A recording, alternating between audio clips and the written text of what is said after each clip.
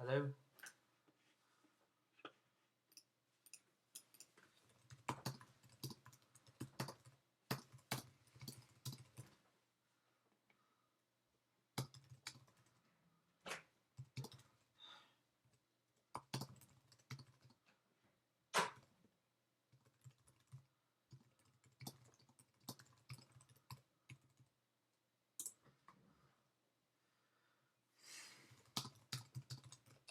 Can you hear the sound?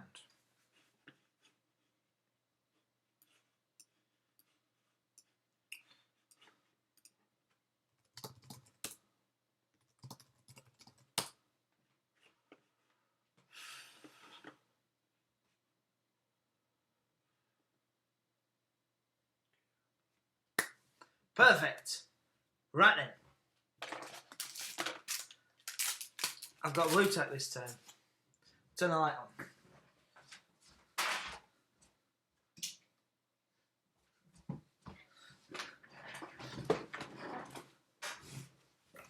So curtain out. Not that you're going to be able to see it actually, behind me on the wall, so maybe forget it. Right, Kieran, and anybody else from Year 11 who's watching, this one is for you. Explain why the USA got involved in Vietnam, is the question we're going for. I'll type it in the box, just so that we know.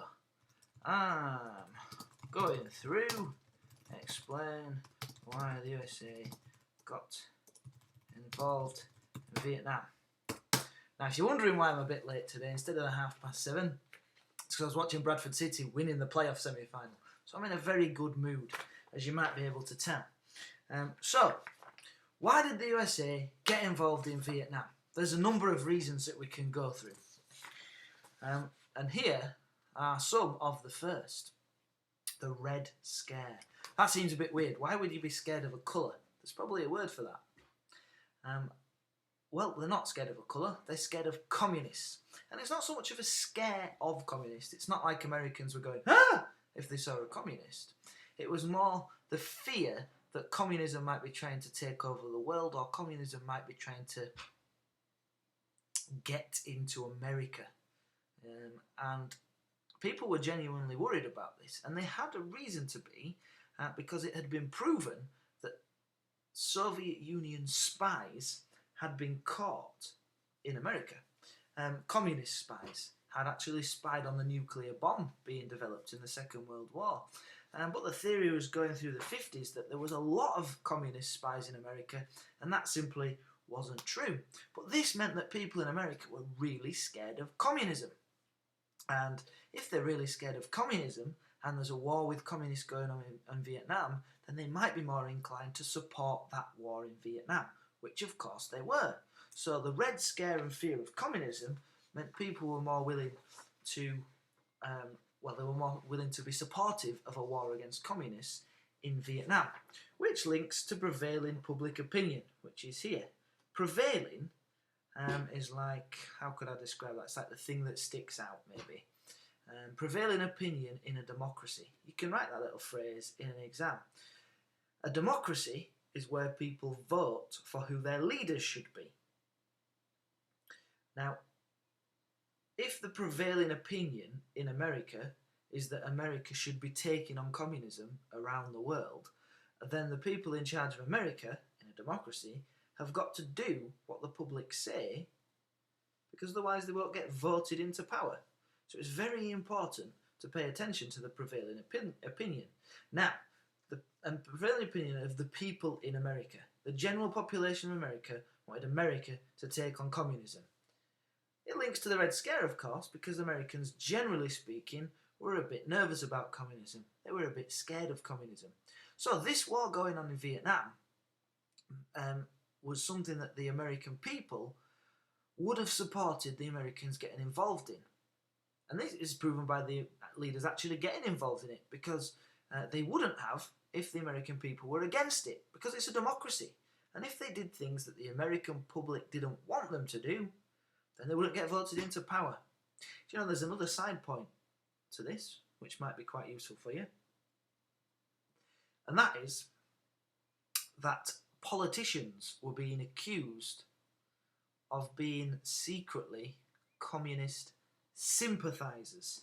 Now that's the word you might need. I might write that one down for you. Communist sympathisers. I'll put it on this sheet.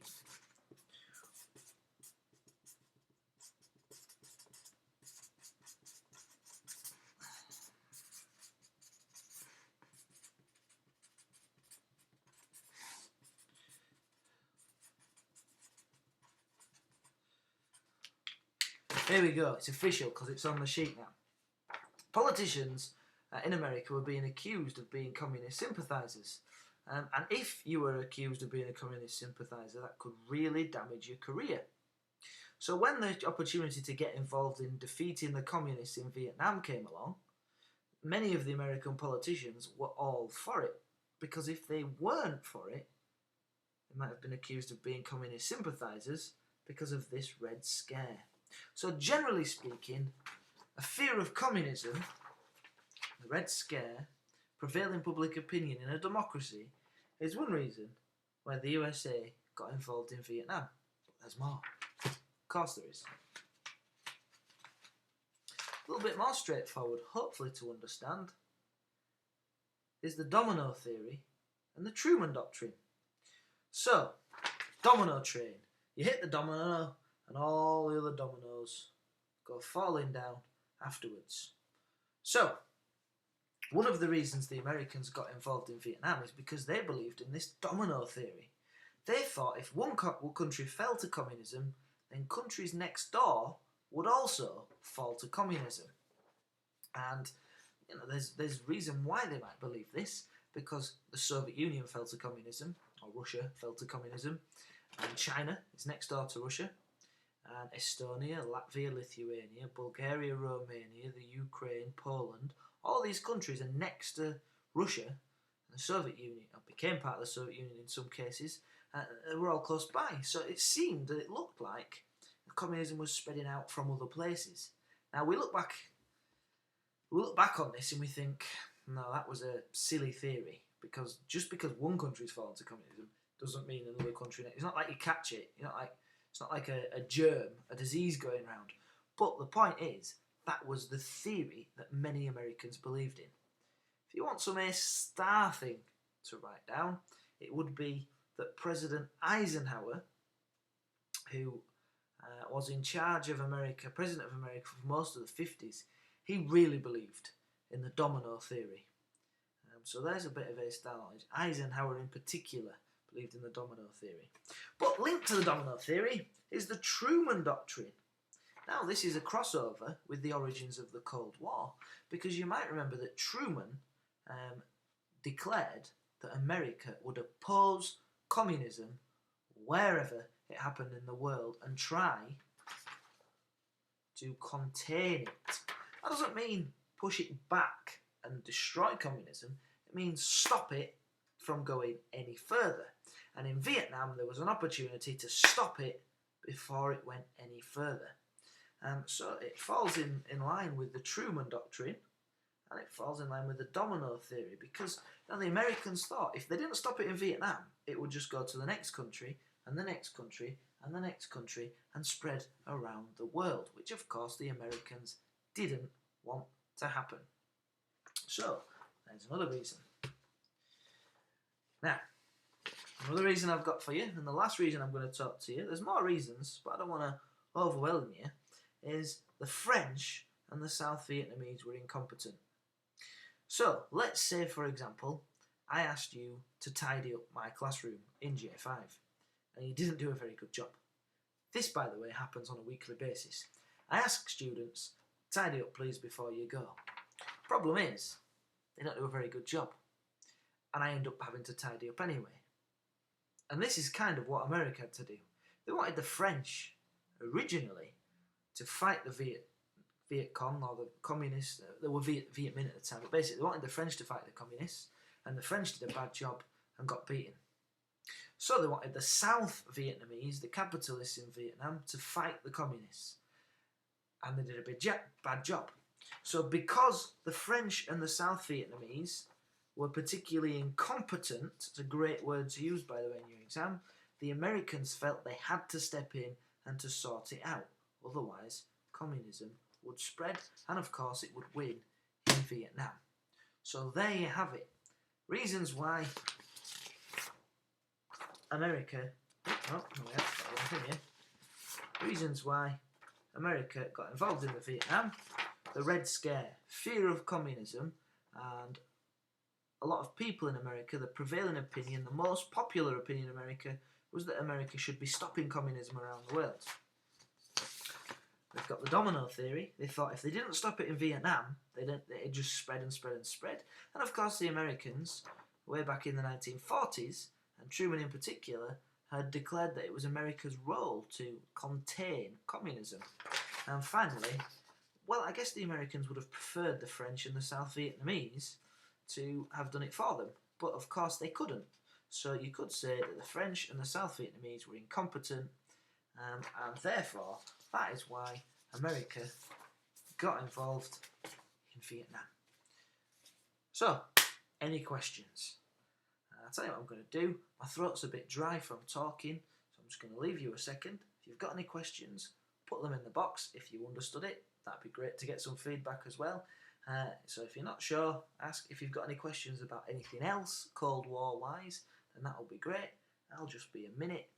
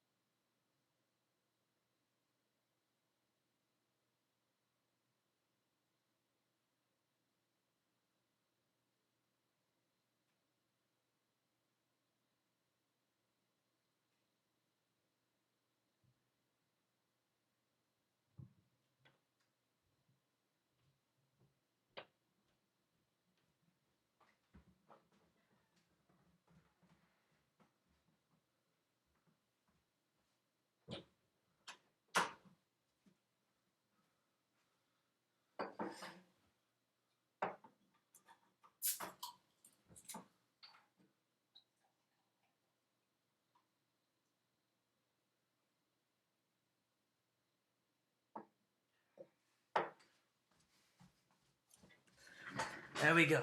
I'm back. So, no questions then? No? I'll give you 30 seconds or so if there's... specifically anybody want me to go through, just let me know here.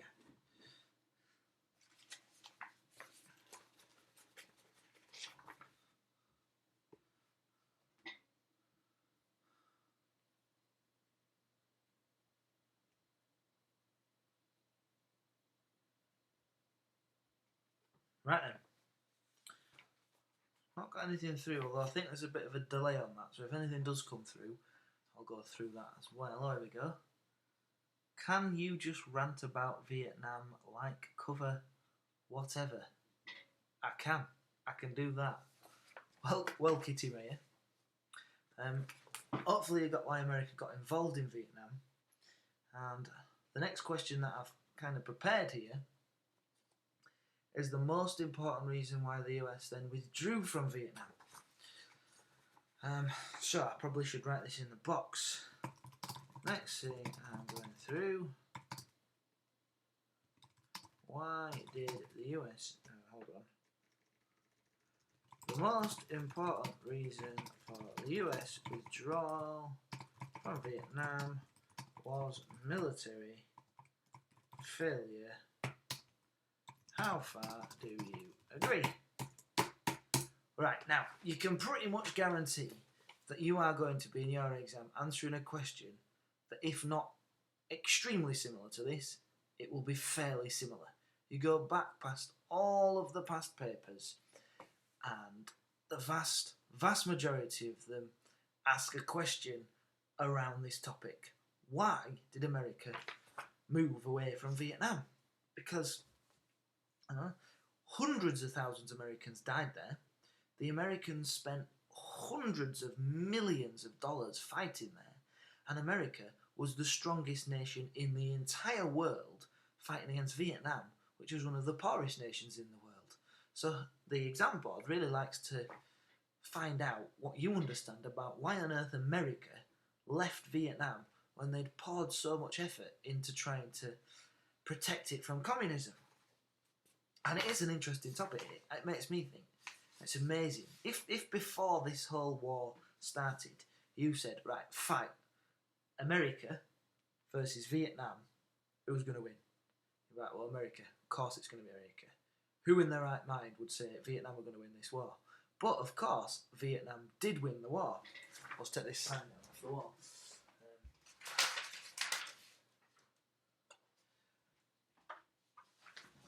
It's supposed to have said, be there soon, Mr. O.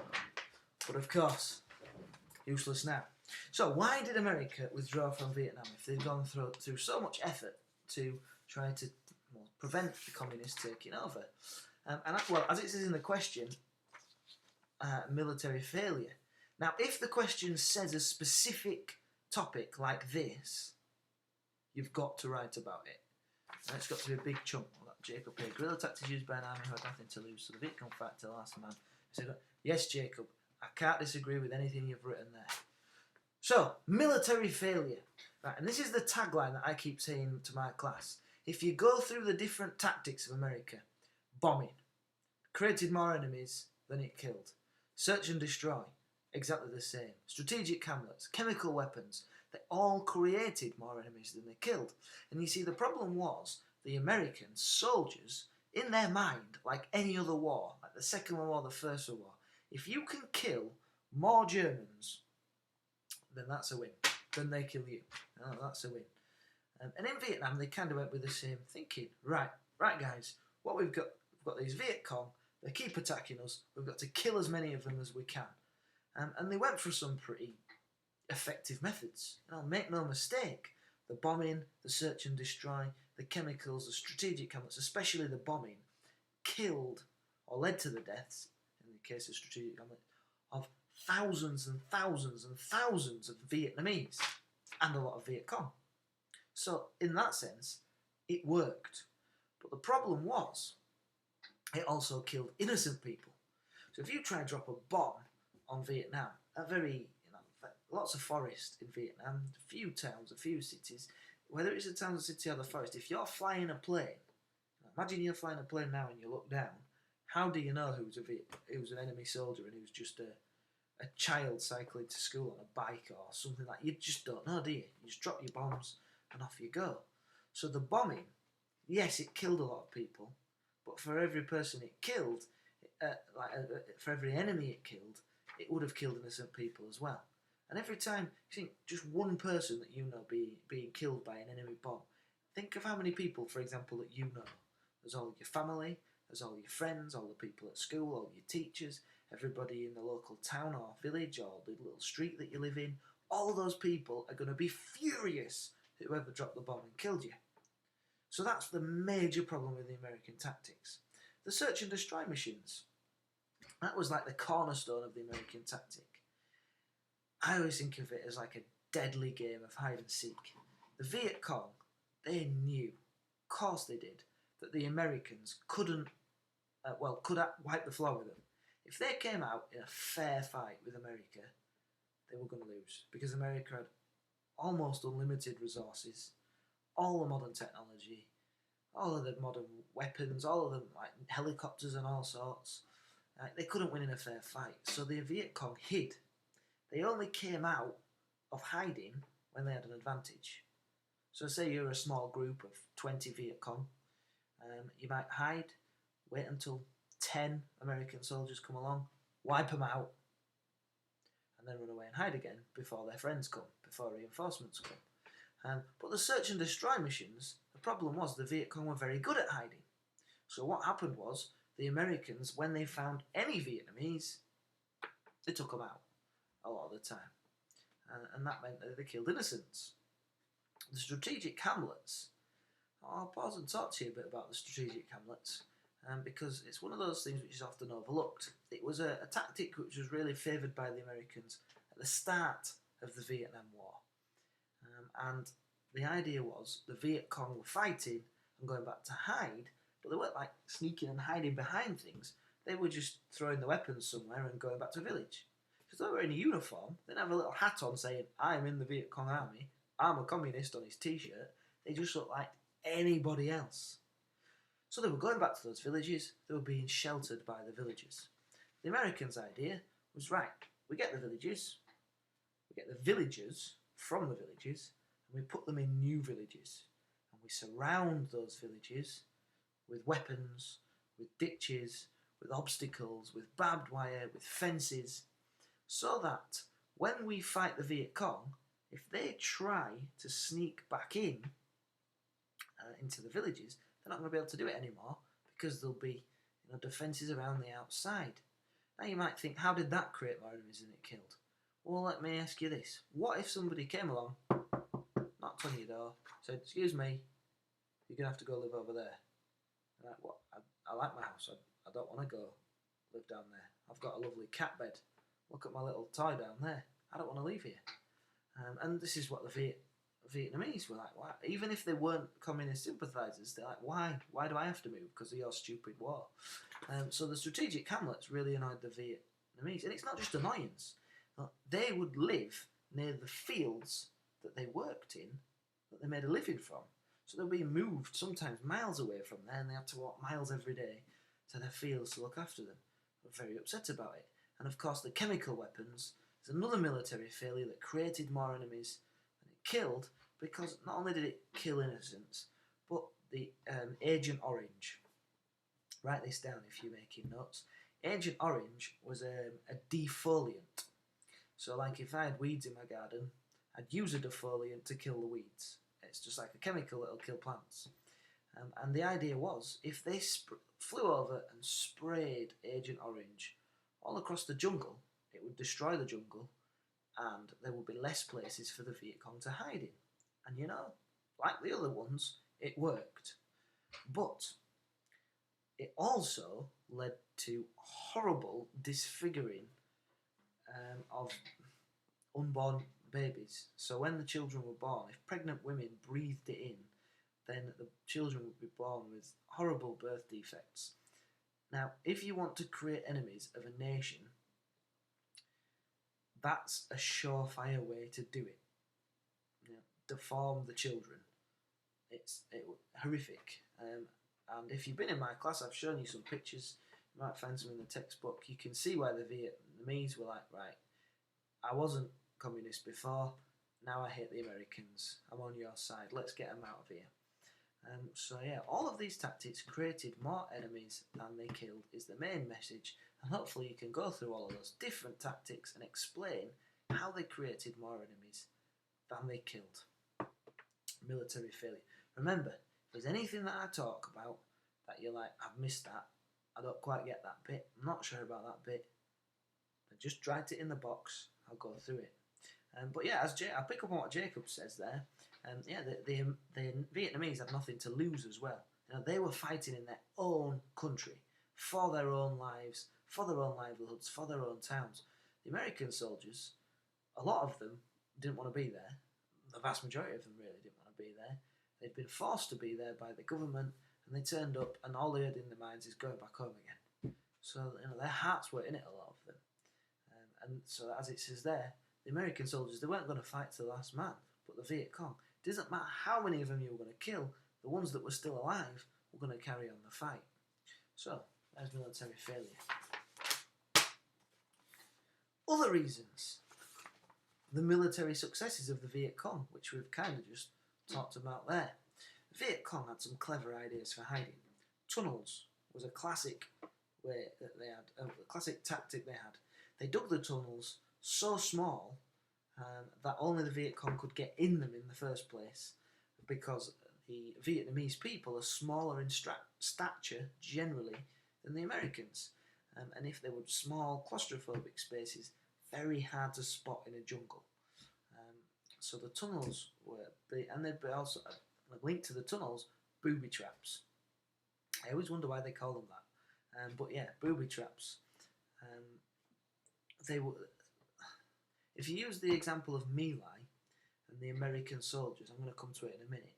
The American soldiers, the regiment who were involved in killing all those innocent people at My Lai, they'd been in Vietnam for a while, and they'd lost a number of men. How many Viet Cong soldiers do you think they'd seen whilst losing those men? Because the answer is 0. They saw no Viet Cong, and yet a number of their soldiers had been killed or been badly wounded. And that is because of booby traps and snipers, and just generally they'd set traps for the Americans that would mean they could get away and hide again before the Americans could retaliate. So the Viet Cong had great success, and the tactics of supplying down the Ho Chi Minh Trail as well. The Americans couldn't stop the Ho Chi Minh Trail from supplying the communists from the north down into the south, because the trail went through Cambodia and Laos, 2 other countries, if you're not sure about that. America had no right to go and stick soldiers in those 2 countries. I mean, really, they had no right to be in Vietnam, but they weren't going to invade another 2 countries to stop the Ho Chi Minh Trail. So the Viet Cong had good tactics. One more, often overlooked, is the Americans, if they were going to win in Vietnam, they either had to kill every communist in Vietnam, or so many of them that they couldn't carry on the fight, or they had to convince the Vietnamese population that communism was bad and that they should vote for anybody who is capitalist, i.e. not communist. Now, the problem, as we've already seen, is that all of their tactics created more enemies than they killed. So the Vietnamese people were not going to vote for anything that was anything to do with America because of that. One success of the Viet Cong was that they wanted to win the hearts and minds of the Vietnamese people, just as the Americans did, but they actually managed to do it. So the Viet Cong were ordered by Ho Chi Minh to help the Vietnamese peasants in the villages, to help them collecting the crops, to help them however they wanted helping, really. Whereas you think the Viet Cong are trying to help the Vietnamese villagers, the Americans are dropping chemicals on them. Who are the Vietnamese people going to turn to? It's not going to be the Americans. Now, the media is another reason why the Americans came out of Vietnam, and it really links to public opinion. But we, now, in Britain, in 2017, we are influenced by the media. Whether it's social media, whether it's what we see on the television, we're influenced by it. And up until 1968, I'm even going to write this in the box, 1968, the media in America was all for the war. They said that the Americans were winning, and they said that the Americans were the heroes in the war. And the American public believed what the media was saying, and everything was good, as far as the media were concerned. Then, and hopefully you recognise this, if you don't remember what these things are, the Tet Offensive or My Lai, when those 2 things came out in the media, that is when the media started to really turn against the Vietnam War. So My Lai, very quickly, was a massacre. The American troops were told, if you go to this village called My Lai, you'll find a load of Viet Cong there. All of the normal villagers will be out at market. We'll fly you in, attack the Viet Cong, come back, jobs are good. So the American soldiers were like, brilliant, it's our chance to get our own back. A number of our men have died, a number of our men have been badly injured, and we haven't had a chance to get one Viet Cong back. And this is our time, we'll go for it. So they did, out in helicopters, got My Lai, shot the place up, killed hundreds of people. And came back and reported that they'd killed a number of Viet Cong, and that was kind of it. But it started to come out a number of months afterwards that actually what had happened in My Lai was not what had been reported. The vast majority of the hundreds of people who were killed were women, children and old men who couldn't fight in the first place. It was just murder on a massive scale. And this, you remember I said the media were making out that the American soldiers were the heroes in the war, well, that dispels that image straight away. Because then, if you're doing that, then obviously not the heroes, you're the evil enemies, you're the baddies. So the American public were like, what are we doing in Vietnam? Why? What? We're killing women and children and old men who were not fighting? Why are we doing that? So this started to turn people against the war. But maybe an even bigger thing that turned the media against the war was the Tet Offensive. Because the Americans thought they were winning. They were being told by the media that they were winning. And yet, in 1968, during the Tet Festival,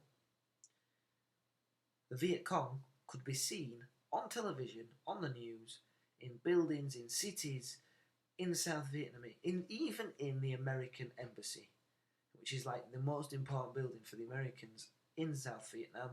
Viet Cong managed to get in there. And the Americans were watching the news and going, we supposed to be winning this war? Don't look like we're winning this war. What's going on here?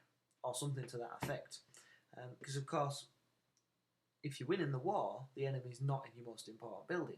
So, My Lai made the American public, when they looked and seen it on the news and in the newspapers, they looked at, we're not the heroes, if that's going on. And then look at the Tet Offensive and go, we're not even winning. And finally, linked to this is public opinion.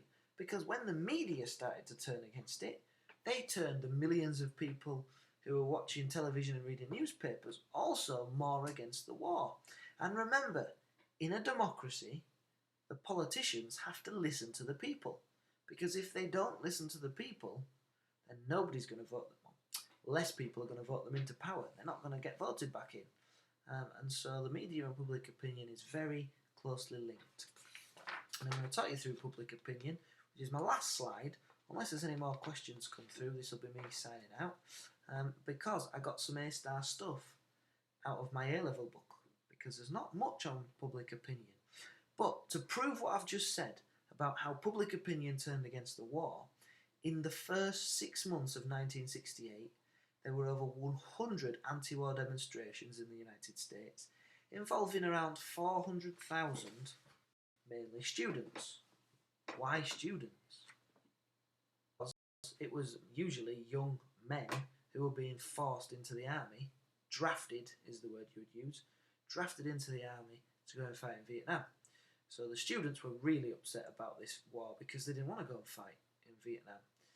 And also, but it escalates because a year later, just in one march on Washington, where government is in America, in 1969, 700,000 people marched to Washington to say how much they opposed the war in Vietnam.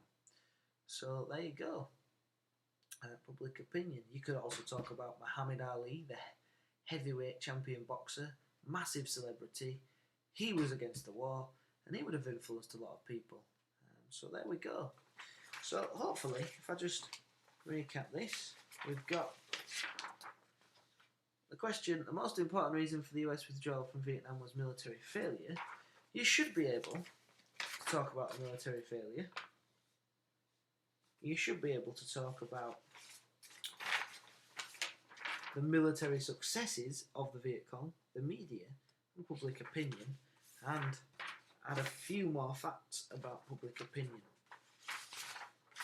What do I think was the main reason? Because in an exam, what I would recommend you do, you'd write a paragraph, yes, it was military failure, and then you write a paragraph saying, but on the other hand, it could be these things, but of course you've got to do a conclusion. Well, I think the reason the Americans withdrew from Vietnam was because of public opinion. I should explain. And the key thing, I've said it a few times, is the people in charge of whether America are in Vietnam or not is the politicians. The president, Congress, they're the ones who decide ultimately America are getting out.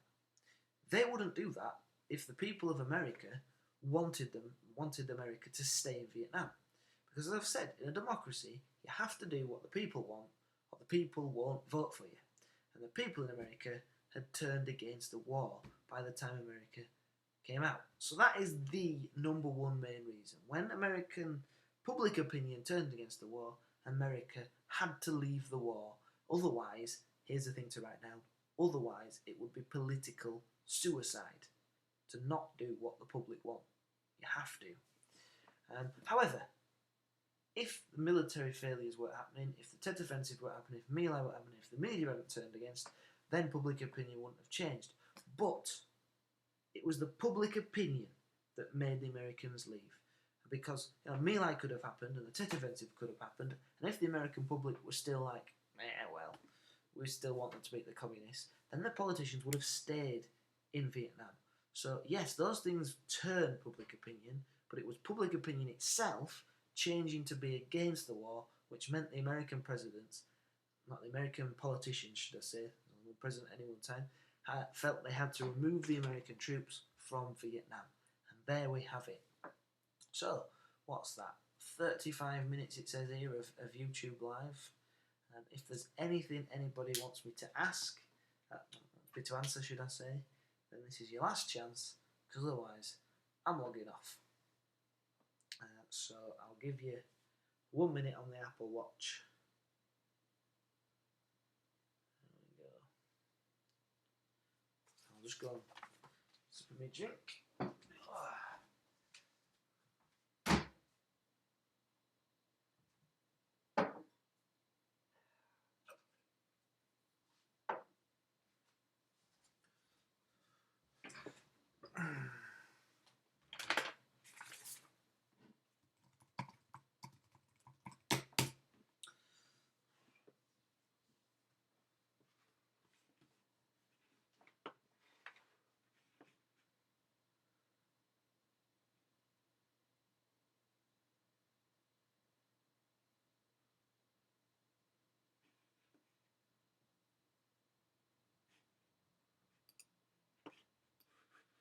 Okay, well, I'm going to log off.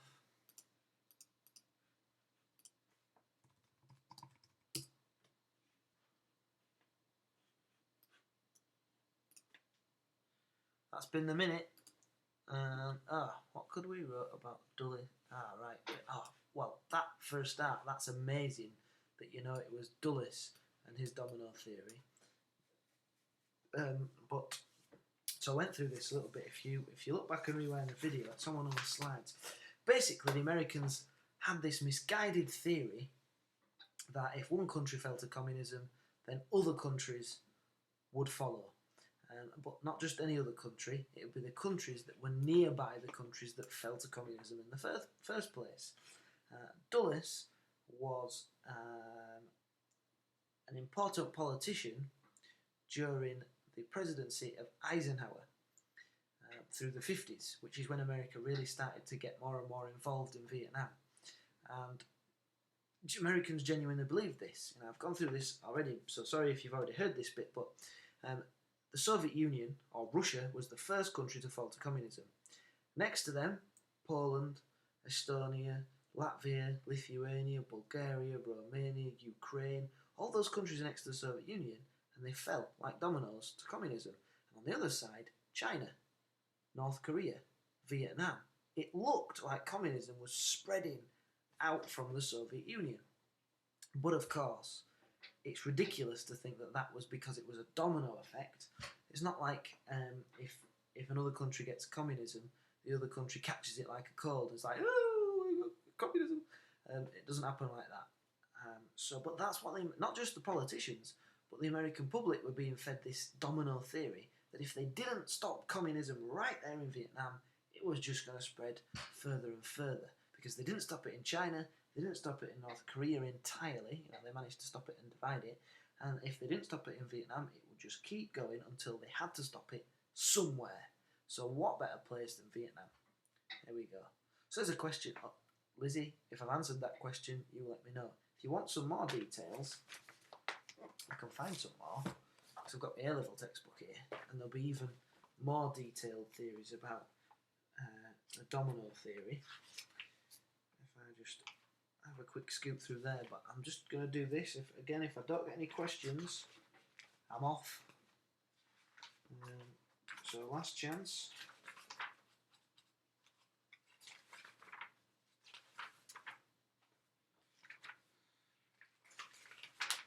No problem.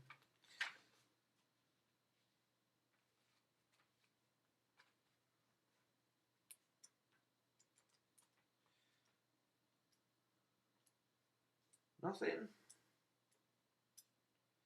30 seconds and I'm leaving.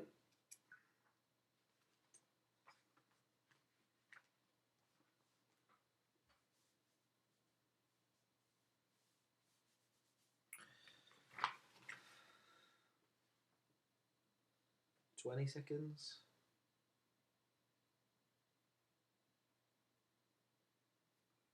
15 seconds.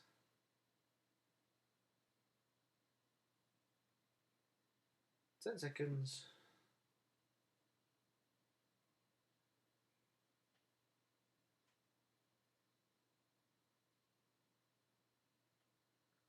And there we go. So hopefully those of you who logged on found it interesting. If you missed anything or you want to look back at it before your exam, it just saves it automatically. I didn't realise this before on my YouTube channel.